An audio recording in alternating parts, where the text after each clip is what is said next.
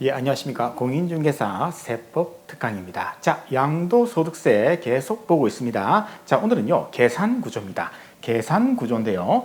계산구조를 우리가 알고 있으면요, 전체적인 큰 틀을 우리가 알 수 있습니다. 이걸 알고 있으면요, 내가 어디에 위치하고 있는가, 만약 문제가 나왔는데 이게 뭘 묻고 있는가, 그걸 알 수가 있습니다. 자, 지금부터 계산구조 가시죠. 자, 전체적인 틀입니다. 자, 전체적인 틀 아주 복잡하게 되어 있는데요. 자, 제일 먼저 요 왼쪽에 있는 게 중요합니다. 왼쪽에 있는 거. 요거 왼쪽이 중요해요. 오른쪽은 그렇게 중요하지 않습니다. 자, 보시죠. 양도가액입니다. 자, 내가 그 주택을 예를 들어 볼게요. 집을 갖다가 내가 10억에 팔았다. 그러면 양도가액이죠. 얼마에 팔았냐? 자, 양도가액. 이게 소위 말하는 매출에 해당합니다. 자, 그런데 이제 취득가액과 필요경비를 빼도록 되어 있습니다. 취득가액은 얼마 주고 샀니? 5억 주고 집을 샀다. 그럼 여기다 5억을 적으면 되고요. 필요경비가 또 이게 중요합니다. 이 필요경비 하나만 가지고 단독으로 문제가 출제될 수가 있죠. 그래서 취득가 양도할 때 들어간 비용들을 다 적으면 됩니다. 여기다가.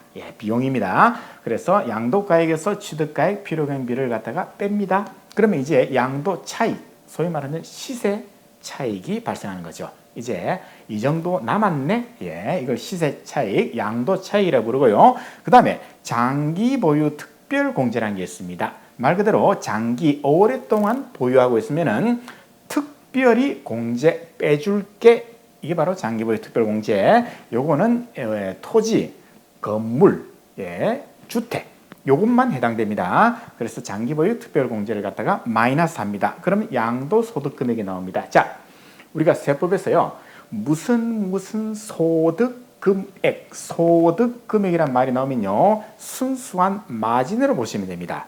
매출에서 비용 다 빼고 이제 실제로 남은 마진, 이걸 갖다가 양도소득금액 이렇게 부르고 있습니다. 자, 거기다가 양도소득 기본공제를 빼도록 되어 있습니다. 요거 250만 원입니다.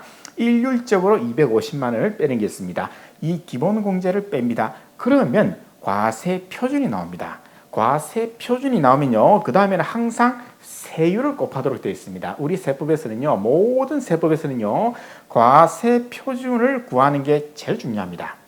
과세표준을 구하고 나서 거기다가 몇 퍼센트냐, 이 과세표준이 크면 클수록 세율은 계속 올라갑니다. 그래서 과세표준, 세율, 여기까지 구하면 이제 산출세액이 나오고요. 거기서 공제 감면세액을 빼도록 되어 있습니다. 자, 우리가 세법에서 특정한 요건을 충족하면요, 요 세금에서 50% 감면해 줄게, 50% 빼줄게, 이런 공제감면 혜택을 주는 게 있습니다. 요거는 모든 사람이 적용이 되는 게 아니고요, 특수한 요건을 충족한 사람만 혜택을 보는 거죠. 마이너스입니다. 여기서부터는 세금을 바로 뺍니다.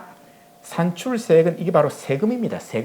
세금에서 바로 빼는 제도가 공제감면세액이 되겠죠. 그럼 이제 결정세액이 나오고요, 거기에 가산세를 또 내야 됩니다.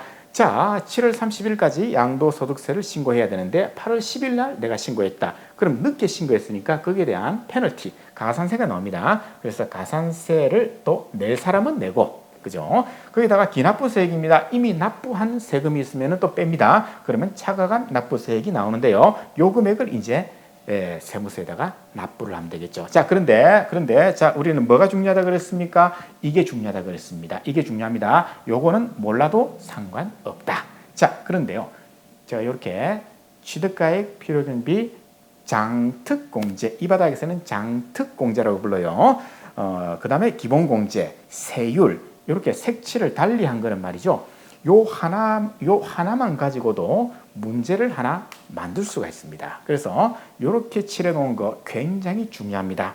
아주 중요합니다. 그래서 여기에 대해서는 이제 챕터별로 취득가액, 필요경비를 별도로 떼서 하나씩 다 강의를 할 겁니다. 시험 문제 무지 중요합니다. 자, 그럼 이 상태에서 기출문제를 한번 볼게요. 과세표준이 중요하다 그랬죠. 과세표준을 만들어내는 그 과정이 제일 중요하다. 자, 기출문제 보시죠.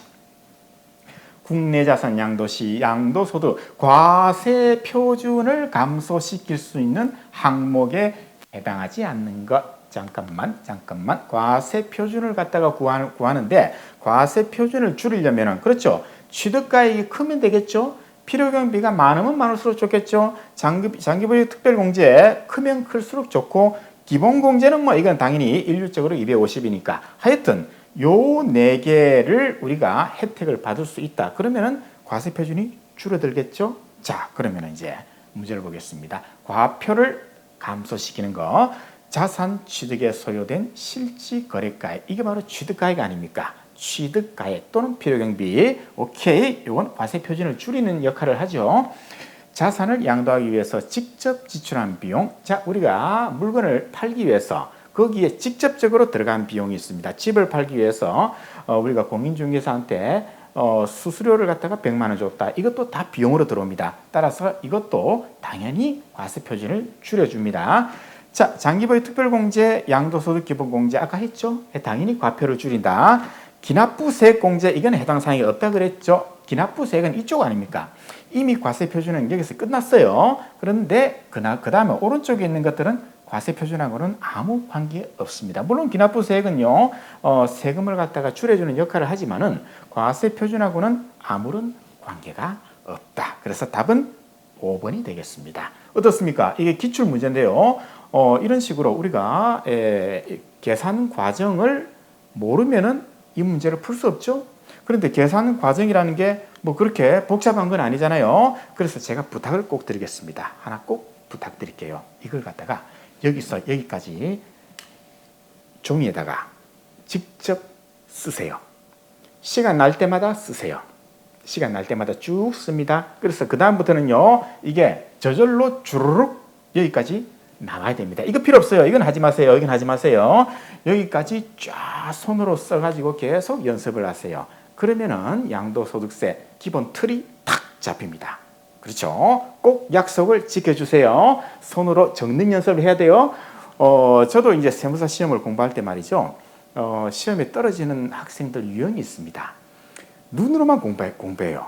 손으로 계산 문제라든가 이런 걸 갖다가 전부 다 손으로 다 적습니다. 우리는 다 적어가지고 이걸 갖다가 전부 다 암기를 하는데 그 사람들은요, 안 봐요. 그냥 눈으로만 쭉 봅니다. 그래. 그래. 그러면 이제 시험장 들어가면은 하나도 못 풉니다. 전부 다 틀립니다. 따라서 이거 별거 없잖아요. 그죠? 계속 적어 놓고 반복해서 쓰는 연습, 그리고 암기. 여기까지는 통으로 암기 꼭 약속을 지켜 주십시오. 그러면은 양도소득세 우리는 6문제 중에서 4개를 자신 있게 맞추고 2문제를 찍는다 그죠? 그런데 이걸 잘 알고 있으면은 경우에 따라서는 6문제 다 맞출 수도 있습니다. 자, 어쨌든 양도소득세 계산 과정을 오늘은 알아봤습니다.